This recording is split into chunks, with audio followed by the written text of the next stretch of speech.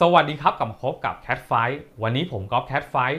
จะมาแนะนำวิธีการรวมไฟล์ MP3 ให้เป็นไฟล์เดียวกันได้ง่ายครับก่อนหน้านี้พี่ก๊อฟเคยทำคลิปแนะนำแล้วแต่พบว่ามีหลายคนคอมเมนต์ว่าไม่สามารถติดตั้งโปรแกรมชื่อว่า Format Factory ได้นะครับก็คือแจ้งเตือนว่าอาจจะเป็นไวรัสดาวน์โหลดไม่ได้บ้างนะครับก็เลยทำให้ไม่สามารถทำตามคลิปครั้งที่แล้วได้นะครับก็เลยทำคลิปนี้ขึ้นมาครับก็จะแนะนำโปรแกรมชื่อว่า Format Factory เช่นเดียวกันนะครับแต่สามารถติดตั้งผ่าน Microsoft Store ได้เป็นอีกหนึ่งโปรแกรมนะครับซึ่งสามารถรวมไฟล์ MP3 ให้เป็นไฟล์เดียวกันได้ง่ายครับที่สำคัญก็คือฟรีด้วยเดี๋ยวเราไปดูกันดีกว่าว่าขั้นตอนตรงนี้ทำยังไง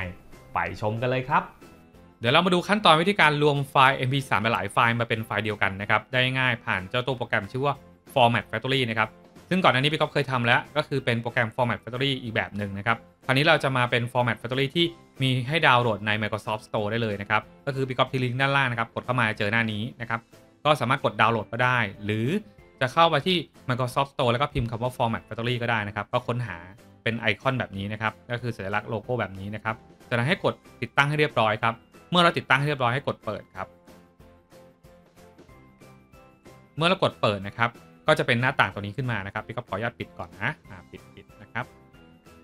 จากนั้นนะครับมาที่หัวข้อนี้ครับเมนูตรงนี้นะครับก็คือเป็นรูปโน้ตบวกโน้ตนะครับเป็นโน้ตอีกทีนึงครับก็คือ audio connecting นะครับก็คือตรงนี้นะครับให้เรากดเข้าไปครับก็คือการรวมไฟล์เสียงนะครับเราสามารถเลือกไม่ว่าจะเป็น MP3 หรือไฟล์เสียงอื่นก็ได้นะแต่ว่าตอนนี้พี่ก๊อฟแนะนำคือ MP3 ก่อนนะครับแล้วก็ให้เราไปเลือกที่ไฟล์เสียงที่เราต้องการนะครับก็คือเราสามารถเลือกได้เลยนะครับจะกด Open นะครับอันนึงก็ได้หรือจะกดบวกเพิ่มนะครับแล้วก็กดตัวนี้แล้วกดชิปค้างไว้ก็ได้นะครับเพื่อจะรวมกันหลายๆไฟล์พร้อมกันก็ได้นะครับกดชิปค้างแล้วกด Open อีกทีหนึ่งนะครับเขาก็จะรวมไฟล์ทั้งหมดมาไว้นะครับตรงนี้ในลิสต์ตรงนี้นะ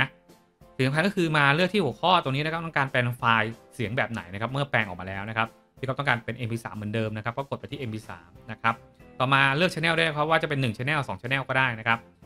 ต่อมาก็คือ Simple Rate นะครับต้องการให้คุณสมบัติเสียงเป็นแบบไหนนะครับก็เลือกได้นะครับ Bit Rate ต้องการขนาดไหนนะครับเราสามารถเลือกได้นะครับสุดท้ายคือ Save As ต้องการไปเซฟไว้ที่ไหนนะครับเมื่อ Convert ออกมาแล้วนะครับถ้าเลือกไปที่ Source Folder ก็คือกลับมาที่ตัวต้นฉบับซอสแรกของตัวนั้นนะครับแต่ถ้าเกิดต้องการแยกนะครับเปลี่ยนตำแหน่งนะครับกดตรงนี้นิดนึงนะครับแล้วก็เลือก Alter นะครับตรงนี้นะครับจากนั้นก็มันจะให้ไปเซฟที่เราต้องการครับพี่ก็เซฟที่ดาวน์โหลดแล้วกันปุ๊บนะครับแล้วกด select นะครับ folder นะครับตรงนี้ครับเรียบร้อยแล้วแล้วกดโอเคนะครับคราวนี้ก็จะได้ตัวในการเขาเรียกว่าสร้างเมนูไว้แล้วนะครับคราวนี้เราต้องการแปลงนะครับติ๊กไปตรงนี้นะครับแล้วกด start ครับ